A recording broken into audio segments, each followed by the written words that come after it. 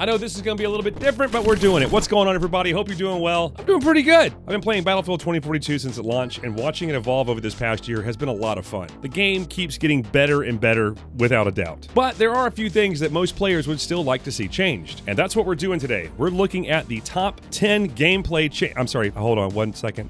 We're looking at the top 12 things that players would like to see changed. So how do we determine what makes it on our list? That's a great question, Kevin. This list was compiled by myself and some wonderful people within our community. Basically, when I'm streaming and something stupid happens, I'll say something like, oh, I can't lay down the water. Shit, this is dumb. This is so dumb. Can we add that to the list? Can I go prone in an ankle deep of water?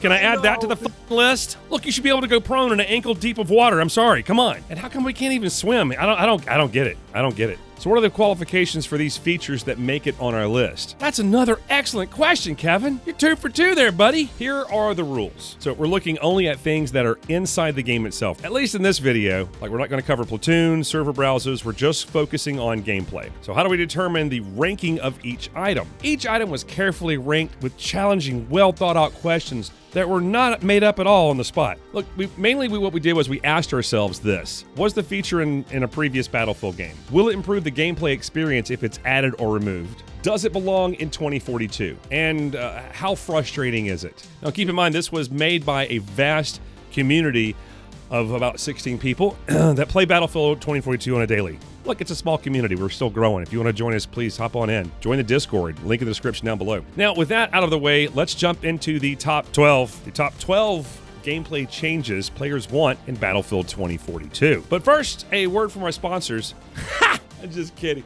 We don't have any sponsors. Please buy our merch. Link down below. Coming in at number 12, request orders. This is one of those features that could have gone either way, to be honest with you. Is it a bug? Is it working the way it's supposed to? We really don't know. In previous Battlefield games, when you request an order, if the squad leader doesn't provide you one, you acquire the squad leader position after a certain amount of time. But not in 2042. That doesn't happen. We think it's because there is currently no incentive or rewards for following anyone's orders, let alone the squad leaders. So more on that coming up. Coming in at number 11, call-ins. Yes, this was in Battlefield 5, and it might fit that type of gameplay better, and I get that. However, I still think that it would have worked in 2042. Yes, I know that you can open up your laptop and call in a vehicle, but this isn't the same. The call-ins we're referring to are high-powered items that you and your squad could use to turn the tide of a battle. And the only way to get those call-ins was by working together as a squad and accumulating points. I think the laptop and the Specialist Angel replaced the call-ins. The ability to drop a loadout crate would have been probably one of the selections for the squad leader. But also having a well-timed bombardment of mortars or even smoke for a tactical attack or retreat would have been a fantastic addition to the game, I think. So I don't know about you,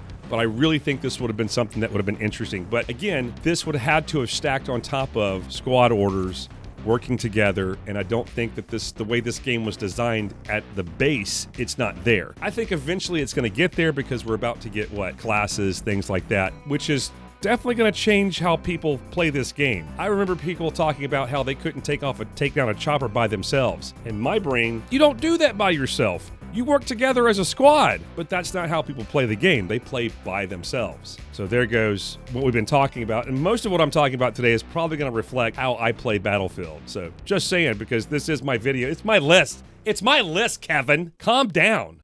Number 10, warning sounds. And I'm talking about pings when you bleed out. I know it can be very annoying, but that's what we would like to see changed. A way to turn off the warning noises or any unnecessary sound effect in the game that doesn't contribute to actual gameplay. Look, you're in a down state. The only reason that you have that sound is to give you a sense of, I don't know, drama or dread.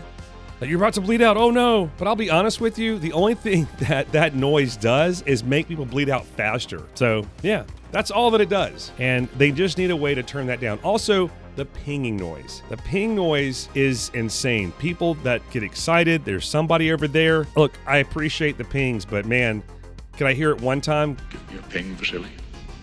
One ping only, please. You having fun yet?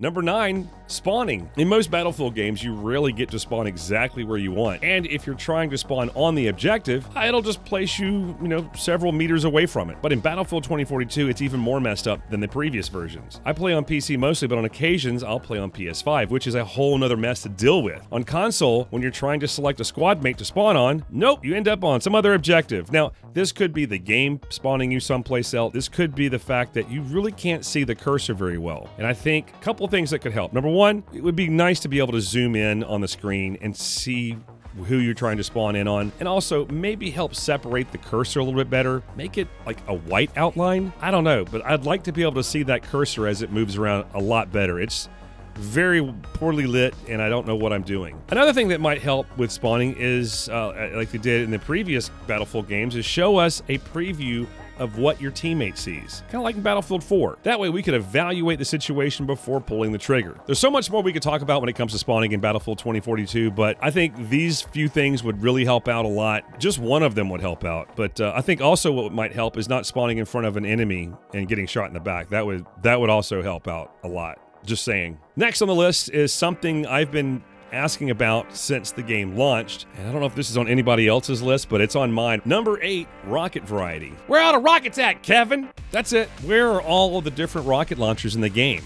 #law. We need a better variety of rockets in Battlefield 2042. Give me at least one free-firing rocket. Yes, I know the recoilless is also free-firing. I hip-fire that thing constantly, but it's slow and light on damage. If the missile is powerful, you could slow down the reload speed or maybe the velocity, but the recoilless has both those features. And yes, I know that we have a TV rocket launcher via the Specialist lease, but damn, I would love to free fire that bad boy once in a while. Hey, there's a tank right next to me. I don't have time to aim down sights and pop one off.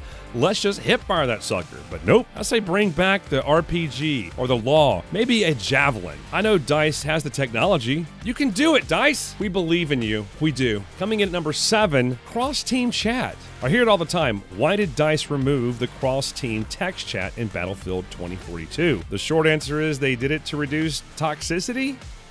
At least that's what we believe. And look, we all know that players are going to be toxic, but removing this is taking away the ability for players to communicate. For example, if there was somebody cheating in a previous Battlefield game, I've seen where someone on the enemy team would actually call out the teammate and say, hey, just to warn the other team, don't spawn. They're cheating. We can see them cheating. I've seen it several times, especially in Battlefield 5, I've seen it. Or maybe the teams are unbalanced, and you would see players jump over to the other side. Oh wait, there's something else we can't do in 2042, is it? I think players can police themselves, and if you don't like what someone is saying, you can simply hide the chat. It's that easy.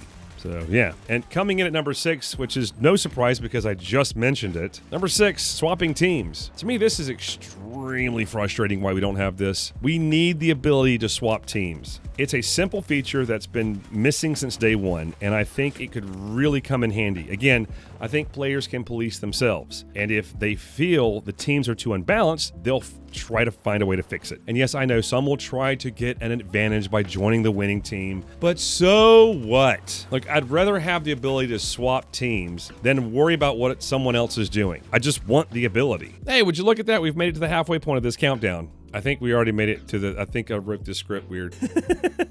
And we're gonna do it anyway. Hey, would you look at that? We made it to the halfway point of this countdown. If you're enjoying the video, do me a favor, hit the like button. It helps us out. I greatly appreciate it. And it just lets me know that you like these silly video essay type videos. And maybe I'll make more of them. I don't know. But just hit the like button. Let me know that you appreciate it. That's all. Okay, now back to the countdown. Okay, these next 5, you may agree, you may disagree, but these are pretty much how I feel. I feel like Battlefield has, especially 2042, has gotten away from teamwork and using things that I don't think belongs in Battlefield. Like these last 5, I feel like don't even belong in the game. Well, one does definitely belong in the game, but it's not in the game. So, sit down, Kevin. We're not done. So coming in at number 5, Sectors and Conquest. When the game launched in Sectors and Conquest, 1, 2, 3, 4, 5, 6, 7, 8, 9, 10. When the game launched and Sectors and Conquest were first introduced, I thought, sure, that'll be different. Why not? Now that we've had them for over a year, does it work?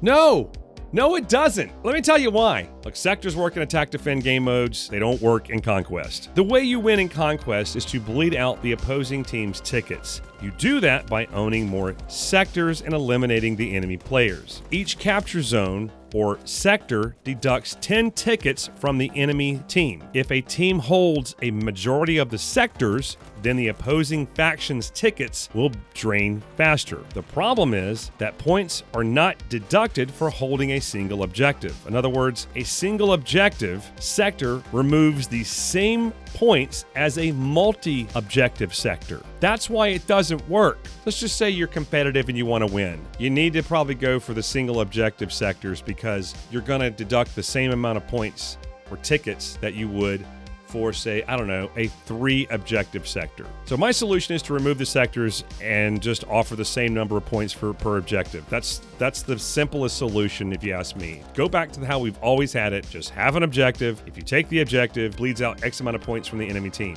That's it. You get a bunch of them together, then you get more points. Or change the value of the sectors. So a single objective zone would be fewer points than the multi-objective area. Give different weight to each sector. Hell, that might even change the gameplay for the better. You never know. Coming in at number 4, following orders. Yes, we did talk about this earlier, but it was the request orders. It's a little different.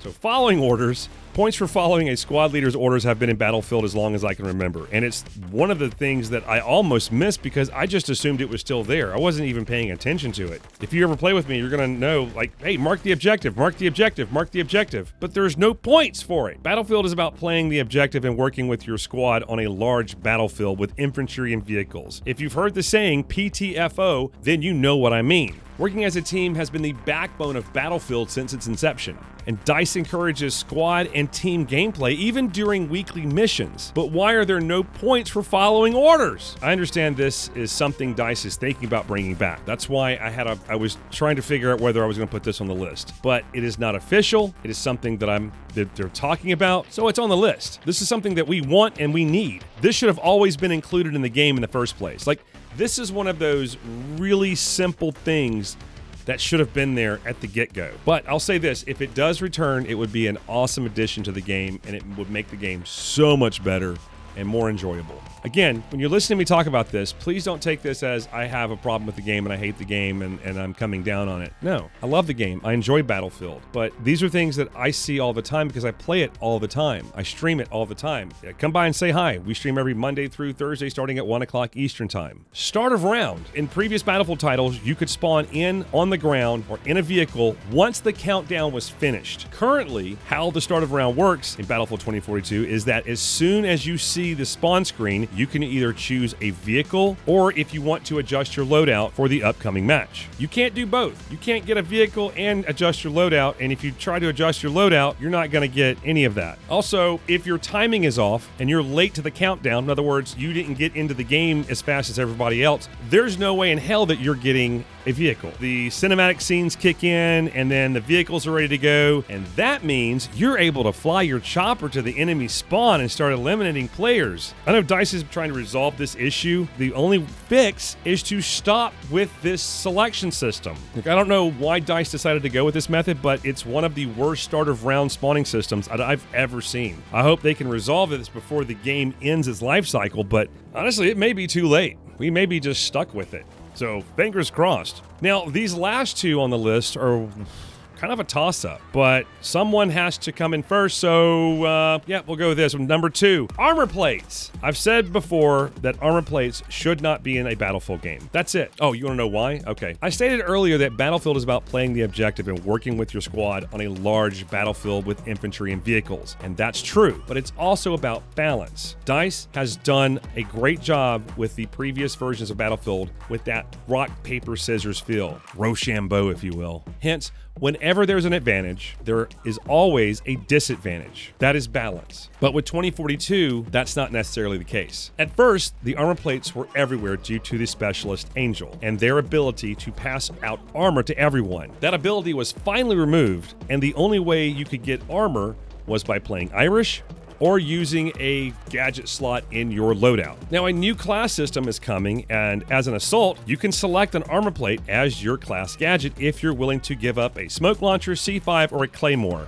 Wait, claymores are coming back, Kevin? So you're asking, isn't that better? No! It's still the same. You're not giving anything up for that protection other than a different gadget. Plus, the assault class will come with a med pen. That's just, they'll automatically have that. They're not giving anything up for that. Just play assault, you get a med pen. And the speed ability of one particular specialist with their movement speed will make things very challenging. You know who I'm talking about. For example, you engage an enemy with the same weapon, ammo type, and setup, but they have armor on. Who do you think is going to win that engagement?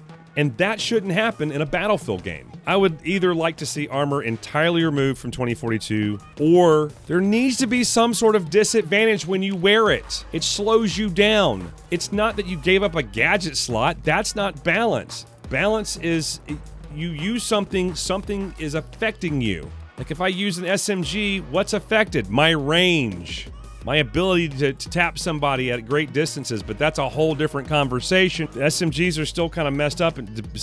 Anyway, that's all I'm saying. There should be a disadvantage. So speaking of disadvantage, our number one change we want to see in Battlefield 2042 is movement speed. Just like the armor plates, there has never been a difference in movement speed between our soldiers. Maybe there's a pickup somewhere out there in Battlefield land that I'm not aware of, but at least it's a pickup and it's not a trait. That's right, we're talking about everyone's favorite Canadian Spider-Man, Webster McKay. His nimble attribute allows players to move faster while aiming down sights, enhancing their speed-related advantages. From what I understand, there is talk from DICE that they are toning down McKay's speed and increasing the movement speed of other specialists. That's great, but we don't know what they're doing or how much they're doing until it's done. Here's what I want to tell DICE. Make all the specialists have the same movement speed. That's it, but if you're going to keep some form of a speed advantage for McKay, there must be a disadvantage somewhere.